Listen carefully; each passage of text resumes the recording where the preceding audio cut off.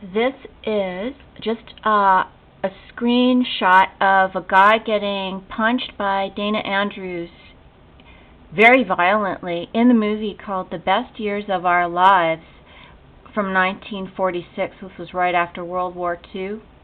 And it was just because he was a guy in a soda fountain where he was telling a guy who had hooks for hands that the war, he said, well, it was a bunch of radicals in Washington, and the guy with the hooks for hands said, how dare you, as if he fought against the Germans and the Japanese and so on, and the other guy who was beaten to as you can see here, I mean, wow, it was really bad. So it was one of those how dare you moments. Now, when you look at the movie and who it was written by, I think they were communists, because they did say the truth. They said that, yeah, that it was actually against the Limeys and the Reds that they should have fought against.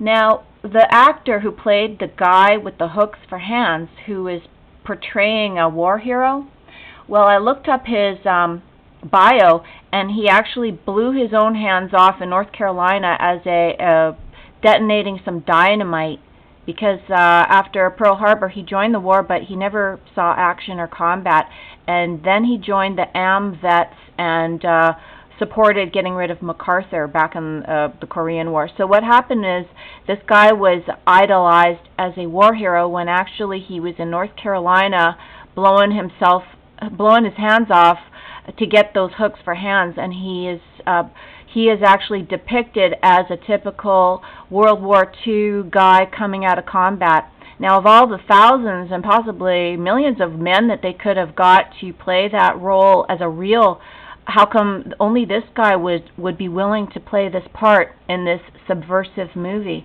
I really wonder. You can look up his name, Harold Russell or Russell Harold. And yeah, it's bad. It's really bad how they flip everybody around and make these heroes, but nobody knew at that time because they didn't have the internet. They couldn't look up who these guys were, how they really blew their hands off, and then they're in Hollywood making movies by these guys. I don't know their name of the people who wrote, produced, and directed it, but they have an agenda to kind of mock people who are so-called Americans, who want to look for facts and the truth, and then just teach people to say, how dare you insult me because I lost my hands. Well, that guy didn't even lose his hands in the war. You understand what I'm saying? Like, this is how it's done. You got to research every single movie the same way to find out how we have been tricked, basically.